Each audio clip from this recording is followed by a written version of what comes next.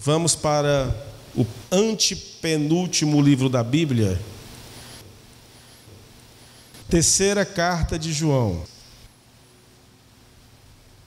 Pode ficar sentado mesmo. Eu vou falando e vou comentando aqui com vocês. Terceira carta de João. Essa carta aqui, eu tenho um carinho muito grande por ela. Eu gostaria muito que você nunca mais se esquecesse desta carta. Vamos lá, vamos fazer esse pacto, vamos? Você promete? Nunca mais vai esquecer desta carta. Por que ela é tão importante? Porque ela é a carta de um homem maduro. Eu chamo esta carta carinhosamente de a carta de um homem maduro. Quem foi que escreveu esta carta? Tempo. João. Este João foi aquele amigo mais íntimo de Jesus. Só aí nós já temos um valor muito grande nesta carta. Agora imagine aquele João que andou bem coladinho de Jesus, literalmente, era aquele que colocava a cabeça no peito de Jesus, tinha uma intimidade maior com Jesus. Imagine este João escrever esta carta cerca de 50 anos depois da partida de Jesus Cristo. Será que ele tinha alguma experiência para nos ensinar acerca do Evangelho? Cerca de 50 anos após a morte, ressurreição e ascensão de Cristo, João, o último apóstolo vivo, todos os demais já tinham sido mortos, mártires da igreja. João foi o único que não conseguiram matar, tentaram matar de todo jeito. Mas não era vontade de Deus que ele se fosse de qualquer jeito. Deus queria guardá-lo e preservá-lo para a grande visão do Apocalipse. Esse é o mesmo João que escreve o Evangelho de João, a primeira carta de João, a segunda carta de João, a terceira carta de João e a grande revelação do Apocalipse. Então, você já vê que é alguém que tem muito o que nos ensinar. Mas o que é interessante aqui nesta carta é que ele vai nos mostrar, na forma das suas palavras, na forma com que ele aplica a verdade, na forma como ele se posiciona, nós vamos entender qual é o parâmetro ideal de uma vida cristã. Nós temos aqui uma aula do apóstolo, já velhinho, João, nos ensinando o que é ser um cristão de verdade. E todos nós devemos ter esta preocupação. Nós temos que pensar a todo instante, será que nós realmente estamos sendo fiéis a Jesus? Será que realmente as pessoas podem olhar para a gente e perceber o caráter de Cristo em nós? Porque nós sabemos, a Bíblia é muito clara ao dizer que não há nenhum justo. Não somos melhores que ninguém. Inclusive, é sempre importante lembrar que o mundo não está dividido entre pessoas boas e pessoas más. O mundo está dividido entre pessoas arrependidas e não arrependidas. A igreja é lugar de pessoas arrependidas, pecadores arrependidos, mas não há nenhum justo.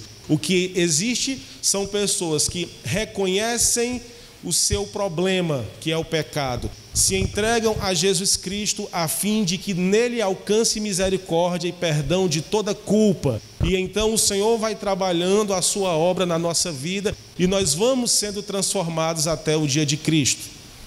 Mas podemos cometer alguma falha, somos seres humanos. No entanto, existe uma coisa que Deus quer que a gente progrida. E que coisa é essa? O caráter. Esta é a maturidade cristã, o caráter. Veja bem, você pode ter muitas falhas, e o Senhor é misericordioso para te estender a mão, te levantar, te fazer recomeçar, mas tem uma coisa que Ele quer que você se esforce: o caráter. Será que nós temos parecido um pouco com Jesus? A gente tem melhorado, tem progredido?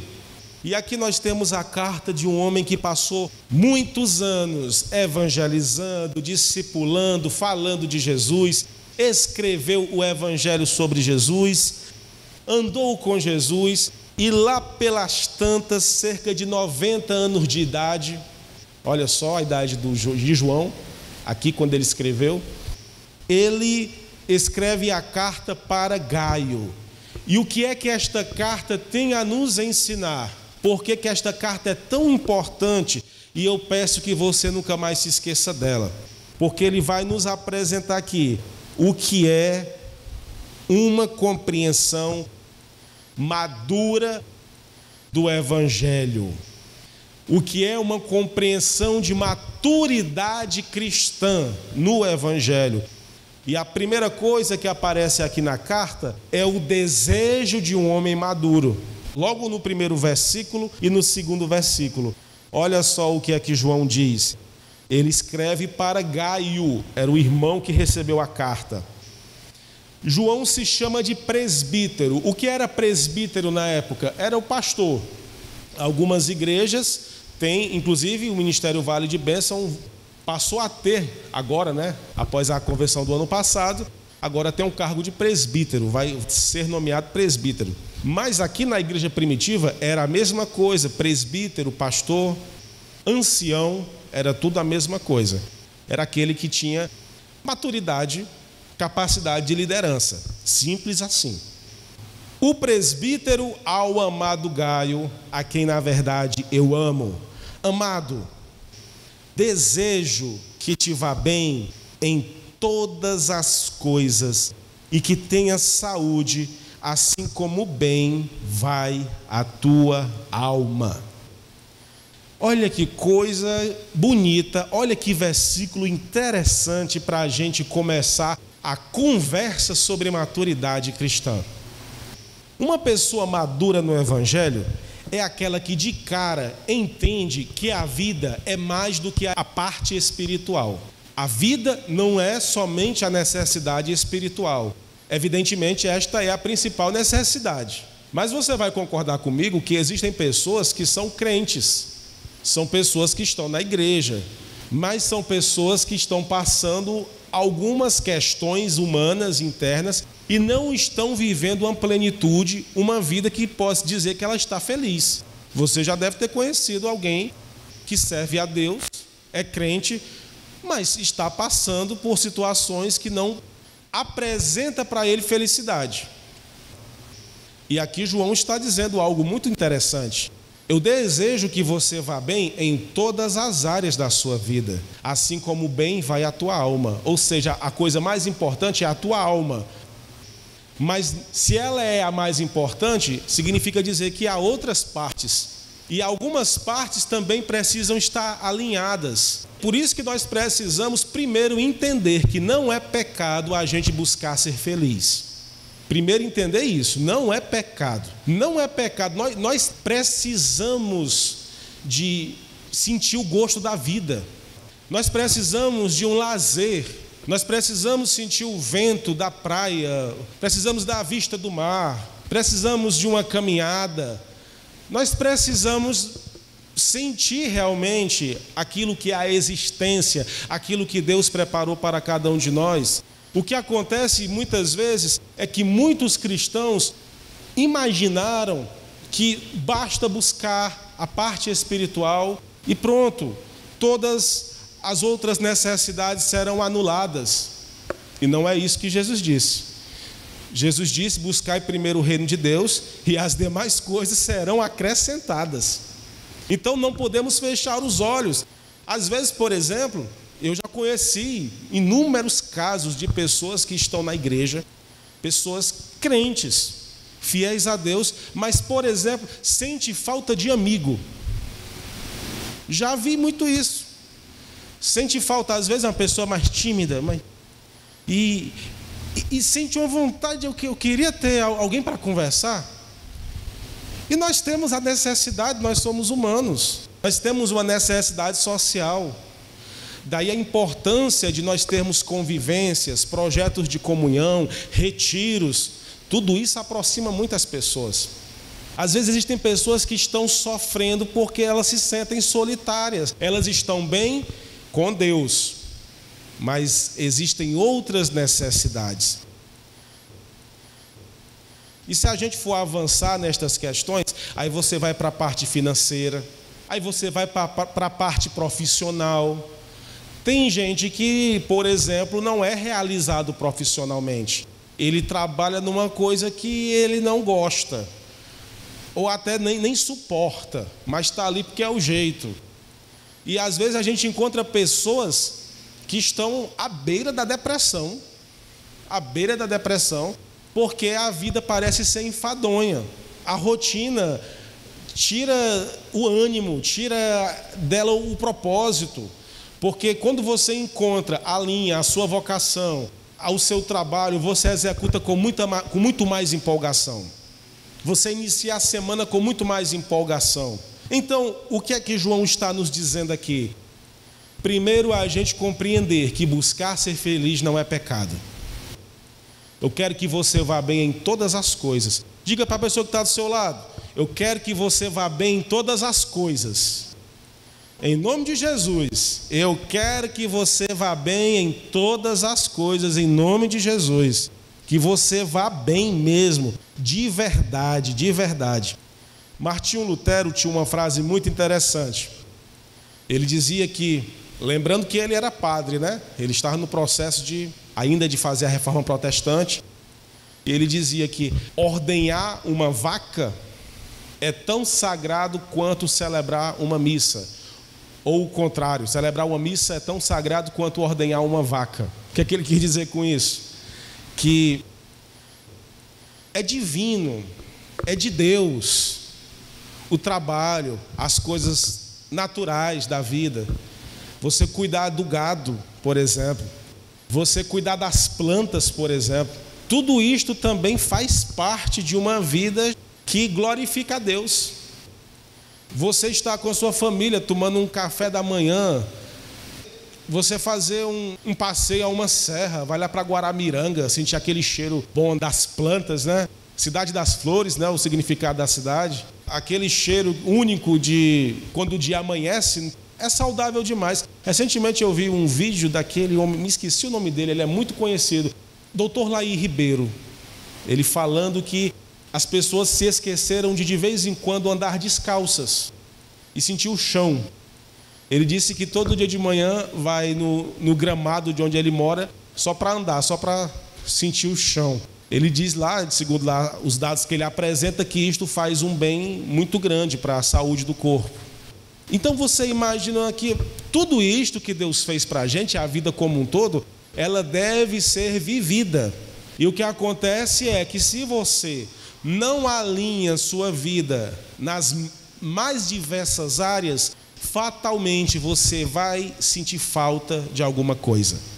E João está dizendo: eu quero que você vá bem em todas as coisas, assim como bem vai a tua alma. Agora observe que a segunda coisa que aparece aqui na carta, a primeira é o desejo de um homem maduro. A segunda é a marca de um homem maduro, ou a gente pode chamar também de a característica de um homem maduro. E qual é essa característica? Olhe para o versículo 3. Qual é essa grande característica de um homem maduro? Ele elogia. Ele não tem problema em elogiar. A característica de uma pessoa madura no Evangelho é elogiar. E também a característica da amizade.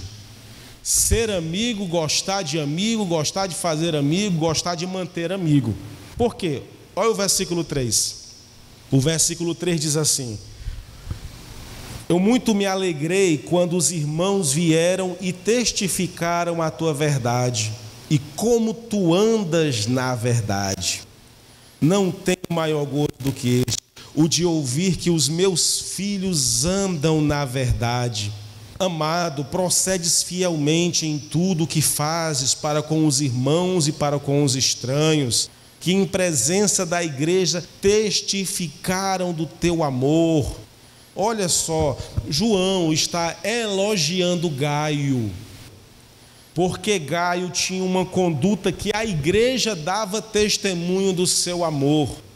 A marca, a característica de um homem maduro é saber reconhecer também o que há de bom. é saber elogiar. Tem gente que tem problema com elogiar. Domingo eu falei de pessoas que não gostam de receber elogio, mas aí tem o outro lado. Tem gente que não gosta de elogiar. Ele pensa o quê? Não, se eu elogiar, a pessoa vai ficar inchada, a pessoa vai se achar.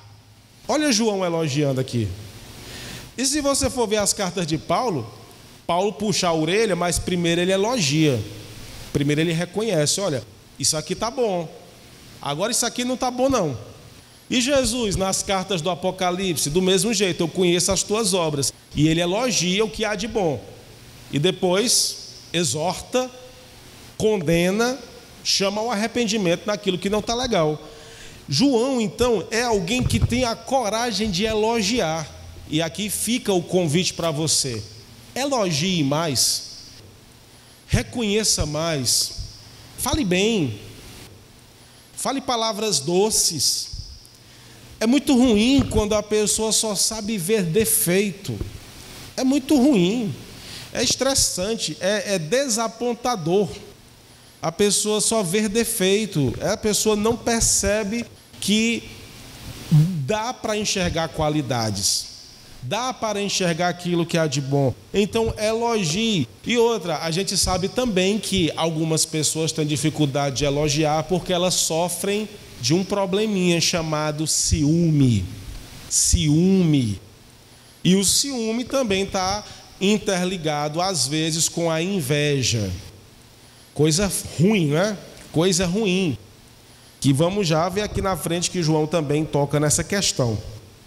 Mas você vê que a marca de um homem maduro, a característica de um homem maduro é esta facilidade de elogiar. E agora olhe para o versículo 15.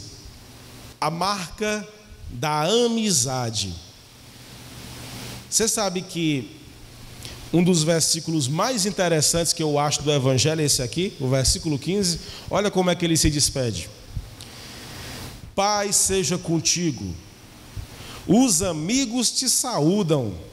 Saúda os amigos pelos seus nomes. Olha João pedindo para Gaio mandar um abraço para as pessoas da igreja, nome por nome. Saúda pelos seus nomes. O que é que nós podemos aprender com essa atitude de João? O quão pobre é uma expressão comunitária de fé, falando em português agora, a igreja, uma expressão de ser igreja, que não existe amizade genuína. É no mínimo triste. É no mínimo triste. João está nos ensinando aqui que a maturidade cristã deve nos fazer, deve nos estimular a buscar, investir mesmo em amizade. Querer amizade, querer ser amigo. E eu sei muito bem que nem sempre é fácil, porque às vezes você vai sofrer alguma decepção, se é que já não tenha sofrido. E acontece muitas vezes que as pessoas, por se ferirem com determinados relacionamentos dentro da igreja, elas acabam se fechando. Quer saber de uma coisa? Eu não quero mais conversinha com seu ninguém. Eu no meu canto, tá bom demais. Mas eu vou confessar aqui para vocês, só entre a gente aqui, só entre a gente. Eu passei por uma experiência semelhante. A última igreja que eu pastoreei me trouxe uma experiência que eu passei um tempo que eu quis me fechar. Porque eu sempre entendi que o bom da igreja é você estar junto. Mas eu vivi umas experiências que eu passei uns meses com nojo de gente. Misericórdia, né? Eu fiquei uns meses sem desejo de ter muito contato mais com ninguém. Uns meses, eu acho que durou uns 6 meses que eu fiquei recluso. E eu não queria mais me envolver com nada que tivesse muito grude. Quis ficar muito distante. Até que Deus falou comigo. Eu estava no quintal da minha casa ali, meditando, e Deus falou comigo. Veio, e geralmente Deus fala comigo de uma forma muito poética. E veio na minha mente, do nada, um verso mais ou menos dizendo que é em vão todo caminho se não for intenso o amor. É em vão todo caminho se não for intenso o amor. Isso me deu um despertar nesse dia. Eu comecei a pensar, Deus ali naquele momento começou a me curar, a me tratar. E eu comecei a perceber que não tem graça você fazer parte de uma experiência, de uma comunidade de fé, que você não pode ter amigo, que você não pode se permitir amar e se permitir ser amado. É no mínimo pobre essa experiência. Aí, claro, é lógico, vem os desafios. Mas e se me ferirem? Pois é, a gente precisa de aperfeiçoamento, né? Inclusive, a gente precisa aperfeiçoar os outros também. Se alguém te fere, bom, ele precisa entender também que ele te feriu. E nós precisamos buscar tratar. Nós precisamos tentar salvar quem está perdido. E uma coisa muito importante também que Deus me ensinou nesse período, já vai para... tem uns 3 anos já, uns 3 anos, um pouquinho mais. Que uma das formas da gente de distinguir a amizade carnal da amizade bíblica, da amizade de fato que o Espírito Santo está presente, é a gente entender que nós temos um compromisso com Jesus. Quem fala muito isso é o meu grande amigo, o pastor Anderson Pitombeira. Ele fala muito sobre isso, citando o Dietrich Bonhoeffer, teólogo alemão, que dizia que relacionamento você pode ter com qualquer um, até com um cachorro, né? Você pode ter, com um periquito, com um papagaio, com uma arara, mas comunhão é quando Cristo é o centro da amizade. Que quer dizer o quê? Somos amigos, então vamos orar juntos também. Aí você já quebra muita coisa. Aí já salva a pele em muita coisa. Somos amigos, então vamos estudar a Bíblia juntos também, vamos ler juntos a Bíblia, vamos ter comunhão de verdade. A gente pode se encontrar para um churrasco, mas nós vamos também orar juntos. Vamos também louvar juntos. Isto é aquilo que glorifica a Deus. Então vemos aqui esta marca na vida do grande apóstolo João. Saúda os amigos pelo nome. Chama pelo nome. Considera cada um pelo nome. E a terceira coisa que aparece aqui na carta é a consciência de um homem maduro. É a consciência. Primeiro que nós vemos na carta é o desejo de um homem maduro no Evangelho. Segunda é a marca ou característica de um homem maduro, que é o elogio, a amizade. E terceira coisa que vemos na carta, terceiro componente da carta de um homem maduro, nós percebemos a consciência de um homem maduro. E aqui o negócio pega, aqui o negócio é mais complicado, é mais grave. Ele vai escancarar um terrível problema que existia nesta igreja. Olha o que ele vai dizer. Versículo 9. Terceira carta de João, versículo 9. Ele diz: eu tenho escrito à igreja, mas tem um tal de Diótrefes. Olha o nome do animal. Diótrefes. Que procura ter entre eles o primado. O que é primado? A primazia. Ele queria ser o dono da igreja, Diótrefes. Olha o que ele diz. Se eu for, versículo 10, trarei à memória as obras que ele faz, proferindo contra nós palavras maliciosas, e não contente com isto, não recebe os irmãos e impede os que querem recebê-los e os lança fora da igreja. Diga misericórdia. Olha, por que é a consciência de um homem maduro? Porque primeiro que ele entendeu que existia um problema grave na igreja. E ele deu nome ao problema. Tem uma pessoa que fica espalhando fofoca. Tem uma pessoa que quer ser dona da igreja e fica espalhando problema, intriga, tentando fazer complô contra quem? Contra João. Você está entendendo? A pessoa está criando problema contra o apóstolo João, aquele que andou com Jesus, aquele mais íntimo de Cristo. Vamos ser sinceros, vamos parar para pensar um pouco. Se tiveram coragem de criar fofoca sobre João, imagine a gente. Só Deus mesmo para ter misericórdia, porque João, ninguém tinha nada para falar de João, mas Diótrefes começou a proferir palavras maliciosas, ou seja, calúnia, fofoca, difamação, disse-me-diz, história mal contada, achismos, tudo que pudesse espalhar sutilmente, subitamente uma má fama, deixando as pessoas desconfiadas com João. E o que é que motivava Diótrefes a fazer isso? Querer ser o dono. E a gente precisa primeiro olhar para a gente. É sempre bom a gente ler a Bíblia e olhar para a gente.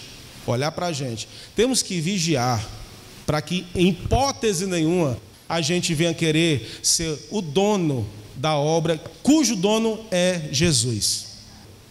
O dono é Deus, o dono é Jesus. Principalmente a gente achar que nós temos inimigos a derrubar para que sobe mais espaço para a gente. Isso ainda é mais diabólico, porque o dono da obra é Jesus. E Jesus, ele coloca e tira quem ele quer. Ele arranca quem ele quer. Pior ainda, se Deus se invocar mesmo, ele mata mesmo. Jesus disse algo muito assustador: não tenha medo daquele que pode matar o corpo, tenha medo daquele que pode lançar a alma e o corpo no inferno. Então, Diótrefes não teve temor a Deus e tentou criar problema com o apóstolo João. Agora, por que isso é tão importante a gente meditar também? Porque aqui está a consciência de um homem maduro. Ele entendeu que havia um problema, não abafou, disse quem era, disse onde estava, quem estava agindo, apresentou a questão da igreja, mas olha o que ele fez. Aí é que está a consciência de uma pessoa madura no Evangelho. Ele não se desviou. Que aí vem outra questão. Quando a pessoa é imatura no Evangelho e ela começa a perceber certos problemas, ela fica em crise. Meu Deus do céu, como é que pode? Eu vou sair da igreja, eu vou me desviar, quero mais saber de ser crente, não. Por quê? Porque é imaturo. Porque quem salvou ele não foi fulano nem fulana, quem salvou ele foi o sangue de Jesus. E aqui então, João de jeito nenhum transferiu a culpa para Deus. Ele diz: não, quando eu for aí eu vou resolver esse problema. Vou resolver, era macho mesmo. Vou resolver esse problema. Quando eu for aí, nós vamos tratar essa questão, porque a obra é de Deus, a obra é de Cristo. Então, a gente precisa, primeiro, ter temor a Deus, vigiar para que a gente nem se pareça nem um pouquinho com Diótrefes, nem um pouquinho. Segundo, a gente não pode deixar que Diótrefes roube a nossa fé. Por isso, guarda o que tem para que ninguém tome a tua coroa. Quantas pessoas perderam ou caíram na caminhada porque alguém fez algo que o escandalizou? Inclusive a palavra escândalo, ela é sempre associada hoje a questões de pecados famosos morais. Mas a palavra na raiz, escândalo, ela tem a ver com pedra de tropeço. Então não é só você fazer um gesto imoral, famoso. É você ser empecilho para que alguém venha cair, para que alguém venha realmente se sentir incomodado ou persuadido a deixar os caminhos do Senhor. Aí sim, isso é ser escândalo. Aí o que é que Jesus falou? É melhor você amarrar uma pedra deste tamanho amarrar no pescoço e pular no precipício do que se tornar uma pedra de tropeço. É melhor você se lançar do que você fazer alguém tropeçar. Então nós vamos ver o desejo de um homem maduro, a marca ou característica de um homem maduro, a consciência de um homem maduro, e em último lugar nós temos então o que todos nós queremos, a receita de um homem maduro. A receita de um homem maduro conforme o Evangelho. João, o último apóstolo vivo, o amigo mais chegado de Jesus, cerca de 50 anos depois da partida de Cristo para o céu, escreve esta carta, tendo ali quase, mais ou menos 90 anos de idade, um pouco mais, um pouco menos, ou seja, tempo suficiente de caminhada. Ele nos dá a receita para a gente ter uma vida de maturidade cristã. A primeira coisa que se manifesta nesta receita, se você for perceber, ela também está muito presente na primeira carta. A linguagem de amor. A linguagem amorosa. Você percebeu que ele está falando aqui muito em amor o tempo todo? A forma com que ele se dirige para as pessoas é uma forma amorosa. E se você for ver na primeira carta, é mais ainda. Filhinhos, filhinho para cá, filhinho para lá. Por isso que João é chamado, deram esse apelido carinhoso, o apóstolo do amor. João, ele nos ensina a gente ter uma linguagem amorosa, comunicar o amor, comunicar em todo o tempo. E ele ainda diz que Gaio comunicava o amor. Gaio comunicava o amor. Observe que ele vai dizer que Gaio recebia bem as pessoas em casa, recebia bem todo mundo, praticava a hospitalidade. E o que é isto, senão uma das comunicações do amor? Você pode até procurar depois, tem um best-seller aí, que é As 5 Linguagens do Amor, que é bem interessante, que fala da linguagem do serviço, fala da linguagem do elogio. Ou seja, faltou só falar de João, Fala de muita coisa. O ideal é que você não tenha uma, tenha as 5 formas de amar. Você elogie, você sirva, você dê presentes, também tem a ver também com a forma de amar, Que a Bíblia vai chamar de honra, A oferta, por exemplo, é um ato de honra, é você dar algo concreto. Então, você vai ver que João nos ensina uma linguagem de amor. E ele fecha tudo no versículo 11. Olhe para o versículo 11. Ele resume o Evangelho nesta palavra. Todo o Evangelho está resumido nesta palavra, a atitude do Evangelho. Olha o que ele diz. Esta é a grande receita. Amado, não sigas o mal, mas o bem. Quem faz o bem é de Deus. Quem faz o mal não tem visto a Deus. Simples assim, Simplificou tudo. Quem faz o bem é de Deus. Quem faz o mal não conhece a Deus. Pode falar em língua, pode andar pregado na parede, pode dar cambalhota, pode fazer tudo. Se faz o mal, não é de Deus. Inclusive, a igreja que mais tinha dom era a igreja de Corinto. Mas haviam várias atrocidades lá acontecendo. É por isso que o principal do Evangelho é a atitude de respeito mútuo, de buscar amar de verdade, amar e temer a Deus e amar a todos. Esta é a postura do Evangelho verdadeiro. E então ele vai dizer no versículo 12: todos dão testemunho de Demétrio, até a mesma verdade, e também nós testemunhamos, e vós bem sabeis que o nosso testemunho é verdadeiro. João nos ensina então que ele continua elogiando e reconhecendo quem é exemplo. Demétrio era exemplo.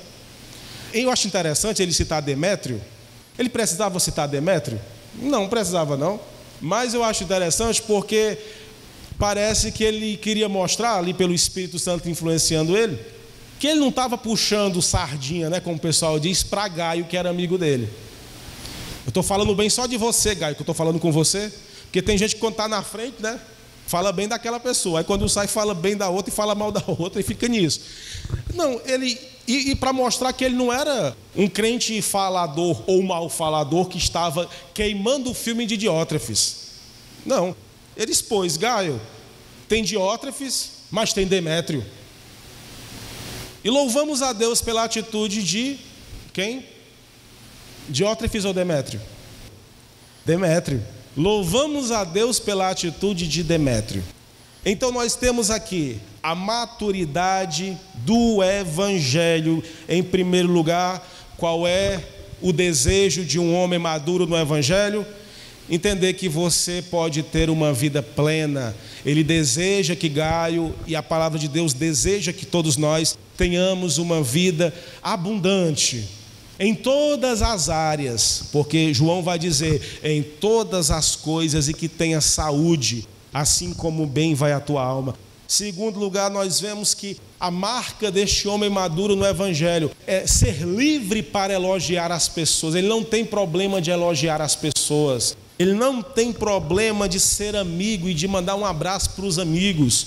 Terceiro, nós vemos a consciência de um homem maduro diante do grande problema que tinha se instaurado na igreja. Ele tinha consciência e tinha postura e estava disposto a resolver. Este era o homem maduro no Evangelho. E em quarto, nós temos esta grande receita de um homem maduro, que é ter uma linguagem de verdade de amor e entender que quem faz o mal não é de Deus e quem faz o bem é de Deus. Amém?